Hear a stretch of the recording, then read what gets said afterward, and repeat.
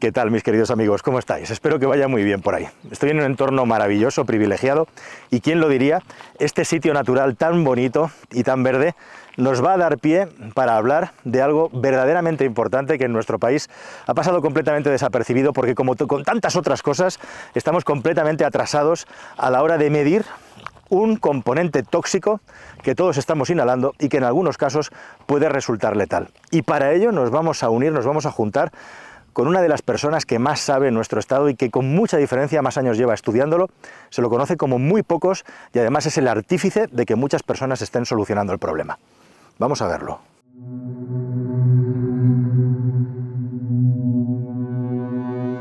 José Miguel, un placer. Nos han citado aquí en un sitio, perdón, yo no quiero ofender a nadie, pero ya que tú y yo somos catalanes y casi ex vecinos, tú de Hospitalet, yo de Cornellà, ¿a ti no te recuerda un poco este paisaje a Montserrat?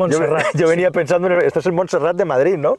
La Pedriza se parece mucho a Montserrat en las formas, ¿no? Sí, ¿no? Bueno, menos Luego mal. La composición geológica no, pero en las formas sí. La composición geológica no tiene nada que ver. No tiene nada que ver, esto es granito y aquello no. Bueno, bien, bien. Lo que sí que tiene que ver es el sitio en el que estamos, por qué estamos aquí.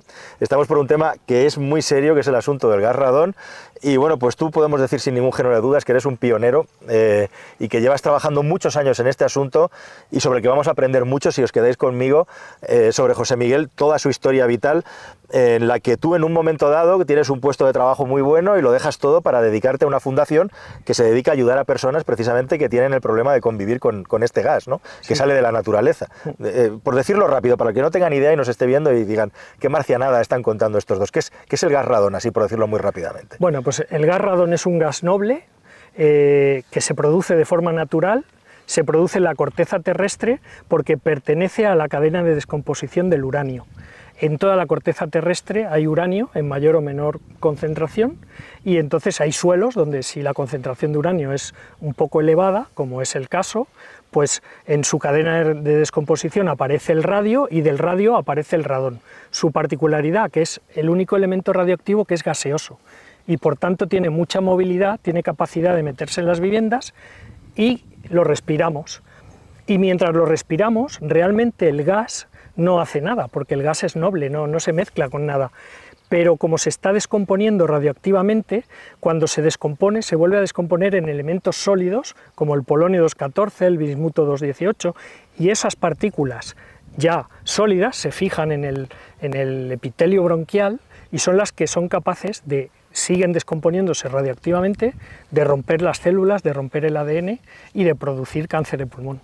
Tú tienes un momento vital complicado en el que tienes que acompañar a una persona que precisamente tiene un problema.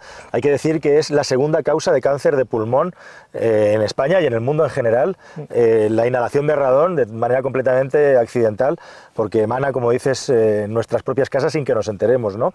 Y de repente te pones a investigar y te das cuenta que en España no tenemos ni un mapa realizado, estamos muy retrasados respecto a otros países, ¿no? Me decías incluso que tuviste que hablar con autoridades de otros países y que bueno, empezaron a ponerte sobre la pista. Sí, de hecho nosotros ya medíamos desde la fundación diferentes factores y el radón era uno más, pero efectivamente un problema familiar y el perder a mi hermana concretamente por un cáncer de pulmón, que aunque no estaba relacionado con el radón, sí que te sensibiliza de lo que es el proceso de paliativos, y no me podía creer que hubiera reglamentación en otros países de Europa y que en España no hubiéramos hecho nada.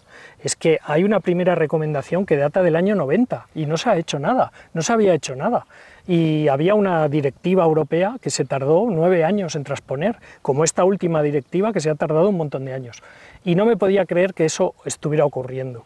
Y entonces me empeciné en que teníamos que montar una página web que es Vive Sin Radón, que teníamos que divulgar el problema, que teníamos que insistir a las autoridades y de hecho hemos estado enviando cartas a los ayuntamientos de las zonas de riesgo para que hagan campañas de sensibilización, porque esto lo tiene que hacer la administración. Los ciudadanos podemos ayudar, pero es la administración la que lo debe hacer. Me da mucha rabia que en el Reino Unido haya anuncios en la tele y que hablan del radón y hablan del asesino invisible y aquí mutis por el foro. Y tienes que tener en cuenta que la cifra de muertos por cáncer de pulmón relacionado con el radón es similar a la de los accidentes de tráfico. Esa frase es mía, sale en el vídeo de nuestra web, y luego he visto que la replican, pero es que es así. Estamos hablando de que en torno a 1.500 personas pueden morir cada año por cáncer de pulmón producido por radón. Y el coste social que tiene eso, sabiendo lo que un tratamiento de quimio cuesta, y aparte en personas que sabes que en un plazo de 5 años van a fallecer, es elevadísimo, es un coste que no podemos asumir, y que una prevención adecuada en momentos tempranos de la vida de las personas pueden evitar. Tenemos una vacuna contra el cáncer y no la estamos usando. Y es lo que pasa con el radón. Es tremendo, es tremendo. Como dices, aunque solo fuera por el coste económico debería de tenerse en cuenta, aunque eso es lo de menos, y es desgraciadamente una cosa que cada año se acumula, puesto que no lo vemos, puesto que no se trata, puesto que no se previene. Afortunadamente vosotros estáis haciendo un trabajo tremendo para prevenirlo. Y por entrar un poquito en materia, existen unos estándares. Me contabas antes que tú has estado diseñando un mapa en España que podría catalogarse como un mapa de riesgo epidemiológico, ¿no? Porque sabiendo dónde hay más concentración de radón, que se sabe, hay más probabilidades de que tu casa pueda tener el problema. ¿Cuáles son las concentraciones de las que estamos hablando, a partir de las cuales nos tenemos que preocupar? Bueno, a ver, la Directiva Europea establece un nivel de referencia de 300. Y por otro lado, la Organización Mundial de la Salud recomienda a los países que establezcan un nivel de referencia de 100. Es cierto que hay muy pocos países que tengan un nivel de referencia de 100. Podríamos decir, del grupo de los que más han trabajado el radón, está Estados Unidos, que tiene un nivel de 150.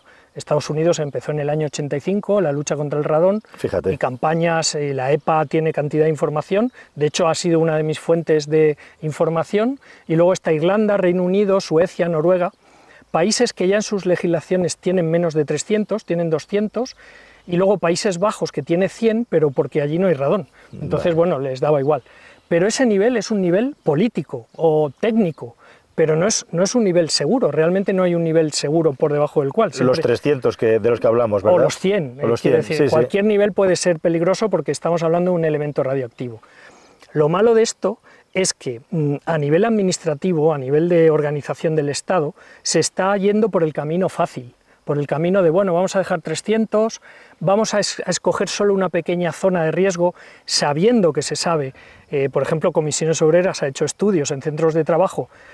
Ahora hay dos zonas, zona 2 y zona 1, la zona 2 es la de mayor riesgo y la zona 1 de menor, pues se ha excluido esa zona 1 de la obligación de medir en centros de trabajo, y no entiendo por qué. Nosotros hemos hecho alegaciones, tanto a la instrucción técnica como al Real Decreto, pidiendo ejercer ese derecho constitucional de protección de la salud, que es el artículo 43, y que depende de la Administración.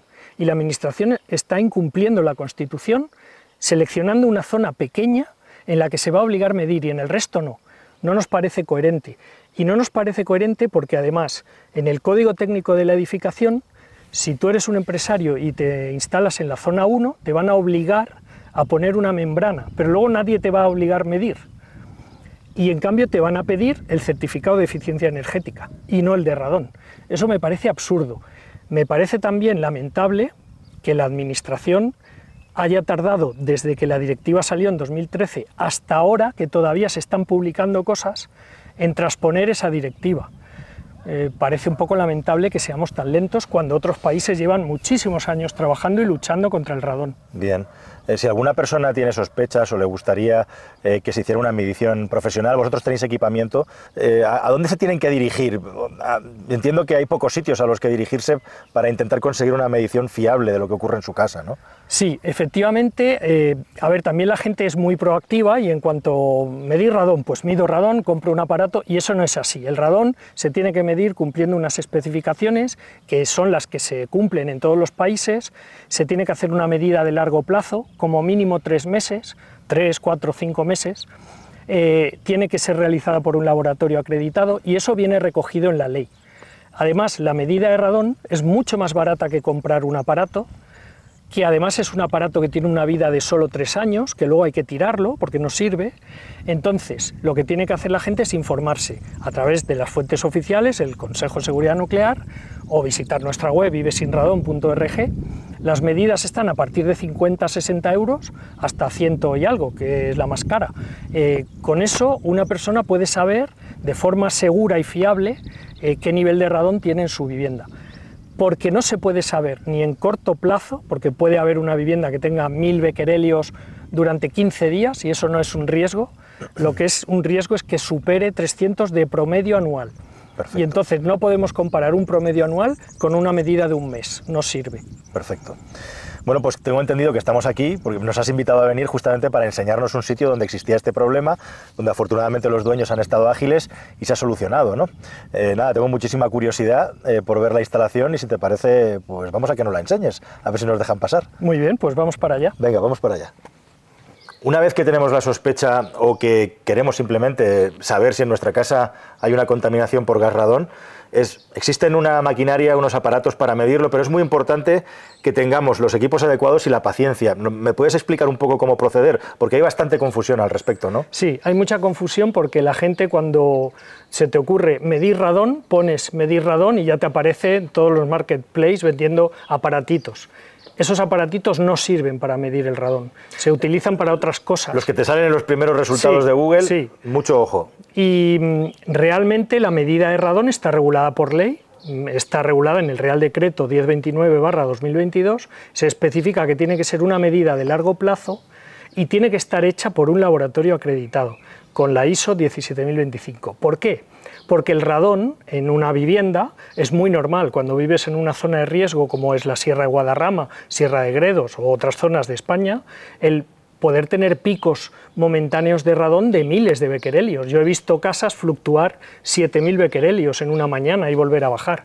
Entonces, si tú ves eso, te asustas y entonces empiezas a tomar decisiones basadas en datos que son incorrectos, porque no tienes la medida, estás comparando una medida de promedio anual con una medida puntual, y es normal que el radón tenga esas fluctuaciones. El radón fluctúa dependiendo de muchísimas variables como presión atmosférica, humedad relativa, temperatura, por ejemplo, si llueve, el terreno cambia la permeabilidad que tiene el radón y el radón en vez de salir por el terreno sale por la casa, que está seco, el subsuelo de la casa. Si nieva, pues también, o hiela, el radón tiene más dificultad para salir por el terreno y sale por debajo de la casa. Y luego incluso los hábitos de vida en la casa, el tiempo que usas la campana extractora o las veces que abres y cierras la puerta, alguna puerta de habitación, crean pequeñas depresiones que atraen el radón al interior de la vivienda. Y entonces, como hay tantas variables, la única forma de medirlo correctamente es hacer una medida de como mínimo 3 meses. Lo ideal sería medir un año entero, pero eso es complicado. Y la experiencia ha demostrado que los monitores que se utilizan, que son unas cápsulas de plástico, bueno, estas capsulitas, ¿no? Cuando tú la pones en una casa, al cabo de un año o la has perdido o no sabes dónde está. Entonces, los laboratorios con 3 meses de exposición mínimo son capaces de darte la medida con una incertidumbre pequeña. Muy bien. Hablábamos, por ejemplo, otro mito que yo he descubierto hoy aquí es el hecho de que hablamos de que es una emanación natural del suelo del lugar en el que vives, pero eso no implica que precisamente por vivir en una planta más alta puedas tener menos exposición. De hecho, la casa en la que estamos tenía el problema de que había más radiación en la planta superior que en las inferiores, ¿no? ¿Eso por qué es? Efectivamente, por regla general, como el radón pesa más, 9 veces más que el aire, su tendencia es almacenarse o acumularse en los espacios más bajos de la vivienda, en sótanos, en primeras plantas, pero no es nada raro encontrar en una primera, en una segunda e incluso en una tercera planta los mismos niveles de radón. ¿El por qué ocurre esto? Pues depende mucho de las características constructivas de la vivienda. Si la vivienda tiene una serie de vías por las que se produce una convección de aire, el radón, que tiene mucha facilidad para movilizarse con pequeñas diferencias de presión, se va a movilizar todo y se va a subir a la primera planta. Y eso ocurre habitualmente. Y de hecho en esta casa ocurría. En esta casa teníamos un nivel más alto en la primera planta que en la planta baja. Estamos en un lugar idílico al lado de la montaña, una familia, proyecto de vida, te vas a vivir a un lugar como este, afortunadamente, con la sensibilización como para asegurarse de que no existía el problema existía, lo habéis localizado, lo habéis comprobado en un plazo de tiempo suficiente. ¿Qué es lo siguiente? ¿Cuál es la actuación? ¿Cómo lo solucionáis? Bueno, pues una vez tenemos la medida acreditada, podemos dimensionar un sistema de mitigación. Nosotros habitualmente, el sistema que más utilizamos, no nosotros, sino a nivel mundial, el sistema que se considera más costo eficiente es la depresión activa de subsuelo. Para eso lo que hacemos es un estudio de la casa, medimos la permeabilidad del terreno por debajo de la casa y medimos también los puntos, con una herramienta profesional que luego veremos, los puntos fuente de radón. Y entonces elegimos el punto y lo que hacemos es una perforación, construimos un lóbulo de depresión que es como un pozo, y a ese pozo o a esos pozos conectamos un sistema de extracción que crea presión negativa debajo de la vivienda. Y esa presión hace de trampa al radón, el radón se vuelve loco y se va hacia allí y luego sale por una chimenea fuera al exterior. O sea, que traéis el radón, que al final va por el aire, es un gas, y todo juntito por la chimenea afuera. Exacto. Y hay una cosa que me llama mucho la atención, porque claro, cuando uno piensa en radón, por lo menos yo, como me lo imaginaba, era como la radiación natural, ¿no? Que en una zona va a ser uniforme, pero no, aquí es focos, hay puntos en los que se puede acumular mucho más y para nada tiene por qué ser uniforme la emisión. Claro, no, de hecho no es uniforme, depende del subsuelo, de la geología del sitio y depende incluso de pequeñas microfracturas que haya en el terreno, porque por ejemplo, la gente a veces dice, vivo encima de una roca, pero si es una roca de granito sólida, no, va a exhalar muy poco radón, pero si en tu subsuelo hay una fractura o al hacer la excavación han fracturado mucho el terreno, puede ser que tu casa tenga un nivel alto de radón y tu vecino no. O sea, depende más de las características constructivas que realmente de los lugares, porque en cualquier sitio de una zona de riesgo va a haber puntos de radón, pero luego depende mucho de la construcción. Perfecto. Pues oye, si te parece, ya que nos han dado permiso, podríamos ver las intervenciones que habéis hecho. Vale. Los agujeros no los vamos a poder ver porque no, ya están tapados, lógicamente. Pero vamos a ver el resultado. Vamos a ver el resultado de la instalación. Venga, pues vamos a ello. Una vez decidimos los puntos de interés o donde captamos que había mayor fuente de radón, lo que hicimos fue perforar en el terreno un pozo con una profundidad de aproximadamente 1 metro para construir lo que se llama un lóbulo de depresión, que es una zona que va a quedar hueca y en la que vamos a intentar extraer aire, porque debajo de la losa realmente no hay mucho aire, y creamos presión negativa. Luego ese pozo se rellena con un material permeable y se sella con unos cementos especiales para evitar que haya fugas y que se mantenga a lo largo del tiempo, porque la vida útil de esto tiene que ser de 20 años, y sellamos y ya seguimos poniendo la maquinaria exterior. Pues como ves, en esta instalación hicimos 2 puntos de captación. Esto es la parte de fuera de lo que hemos visto antes. Exacto. ¿Por qué? Pues por las características de la vivienda, no podíamos con un solo punto captar todo el radón que había debajo de la vivienda. Bien. Vimos que había 2 fuentes importantes y las hicimos por dentro. Y aquí lo que tenemos es una chimenea. Es un extractor que está sellado para que no tenga fugas y que podemos ver ahora mismo el radón que está sacando por el tubo del aire. Esto está encendido 24/7, entiendo, ¿no? Sí. Está extrayendo aire. El sistema funciona 24 horas al día, 365 días al año, pero tiene un consumo de solo 25 vatios, entonces, bueno... Aquí tiran de placas solares, o sea que el coste eléctrico es cero casi. Calculado el coste eléctrico con un precio medio de la electricidad, eliminar el radón, el consumo energético no llega a 30 euros al año. Fíjate. O sea que no es nada. Despreciable. Y mira, a ver si ahora metemos el tubito y ponemos el medidor, sí, pues rápidamente subirá. Está marcando 10.000, es una barbaridad. Sí, sí, ya sube a 12. Estamos hablando, lo hemos dicho al principio, que el límite establecido es de 300. 300 de promedio anual. Becquerelios metro cúbico por año. Aquí ahora mismo el equipo está detectando 20.000, 21.000 becquerelios, 23.000, pero estamos midiendo una cosa puntual con un equipo que está diseñado para encontrar precisamente puntos de radón. Puntos de radón. Ajá. Esto lo puedes usar, por ejemplo, en las tuberías de acometida, en las cajas de empalme de la vivienda, vamos buscando y vamos sellando por dónde va entrando el radón a la vivienda. Y vemos que hay unas acumulaciones enormes de radón que, sí, mira, ahora ya están saliendo del pasa subsuelo de la casa. De Estamos pasando de 30.000. Pero esto lo que nos indica es que el sistema está funcionando perfectamente. Exacto, sí, sí. Claro, viendo la chimenea se plantea uno, oye, y este venenoso y dichoso tan extraño gas, ¿qué ocurre cuando sale por ahí? ¿A dónde va? Es muy pesado, como dices. Sí, es muy pesado.